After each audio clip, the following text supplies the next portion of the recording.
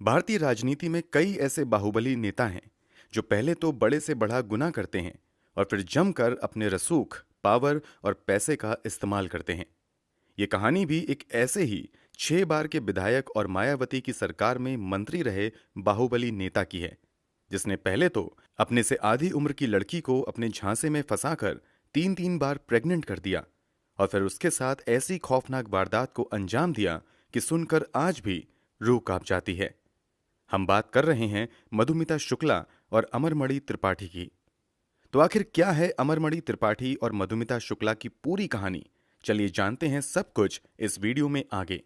यकीन मानिए, जब आप इस केस के बारे में सिलसिलेवार तरीके से सब कुछ जानेंगे तो आपके लिए यकीन करना भी मुश्किल हो जाएगा। तो वीडियो में अंत तक जरूर बने रहिए। फिलहाल वीडियो में आगे बढ़ने से पहले अगर आपने क्राइम की कहानी चैनल को सब्सक्राइब नहीं किया है तो जल्दी से चैनल को सब्सक्राइब कर बेल आइकन जरूर दबा लीजिए। तो चलिए अब कहानी शुरू करते हैं।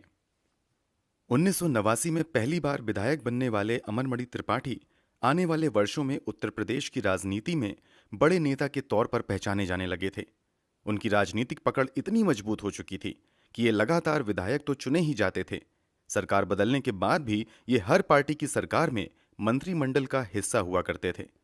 दूसरी तरफ इस कहानी की दूसरी अहम किरदार मधुमिता शुक्ला बहुत कम उम्र में ही कवि सम्मेलनों के आयोजकों की पहली पसंद बन गई थीं।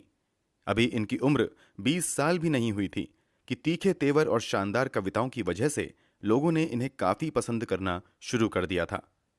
पहले तो मधुमिता शुक्ला अपने करियर की शुरुआत छोटे मोटे मंचों पर प्रस्तुति देकर करती थीं, मगर जैसे जैसे उनकी लोकप्रियता बढ़ती है, इन्हें दूसरे राज्यों से भी बुलावा आने लगता है।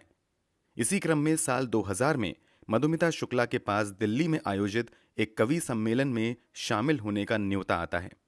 हजारों की भीड़ के सामने कम उम्र की मधुमिता शुक्ला एक मंझे हुए कवि की तरह अपनी कविताएं पढ़ती हैं, जिसे सुनकर हर कोई तालियां बजाने पर मजबूर हो जाता है। यहां मौजूद ऑडियंस में उत्तर प्रदेश की राजनीति में बाहुबली नेता के तौर पर पहचाने जाने वाले अमरमणि त्रिपाठी की मां सावित्री मणि त्रिपाठी भी शामिल थीं। अमरमणि की मां सावित्री मणि त्रिपाठी को कविताओं से बहुत ज्यादा प्रेम था। प्रोग्राम के दौरान ही जब अमरमणि की मां को पता चलता है कि मधुमती शुक्ला भी लखनऊ की हैं, तो एक ही शहर के होने की वजह से प्रोग्राम खत्म होने के बाद सावित्री मणि त्रिपाठी अपनी 2 बेटियों के साथ खास तौर से मधुमिता शुक्ला से मिलने जाती हैं और पर्सनली मिलकर मधुमिता का उत्साह बढ़ाती हैं। इतना ही नहीं, सावित्री मधुमिता को लखनऊ वापस आने पर उनके घर आकर मिलने का न्योता भी देती हैं। मधुमिता भी अमरमणि त्रिपाठी के राजनीतिक कद से बखूबी वाकिफ थीं। इस कारण मधुमिता के लिए अमरमणि की मां से मिलना बड़े सम्मान की तरह था। इसलिए अमरमणि की मां के निमंत्रण को वो खुशी खुशी स्वीकार करती हैं और वादा करती हैं कि लखनऊ वापस आने के बाद वो जरूर उनसे जाकर मिलेंगी। वादे के मुताबिक जब मधुमिता वापस लखनऊ आती हैं तो अमरमणि के घर उनकी मां से मिलने के लिए जाती हैं।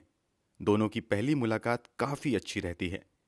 सावित्री मधुमिता की कविताओं से इतनी ज्यादा प्रभावित होती हैं कि इन दोनों का एक दूसरे के घर आने जाने का सिलसिला शुरू हो जाता है। इसी क्रम में जब एक दिन मधुमिता अमरमणि त्रिपाठी के घर आती हैं, तभी अमरमणि की नजर मधुमिता पर पड़ती है। अमरमणि भी पहले मधुमिता शुक्ला के बारे में कई बार सुन चुका था।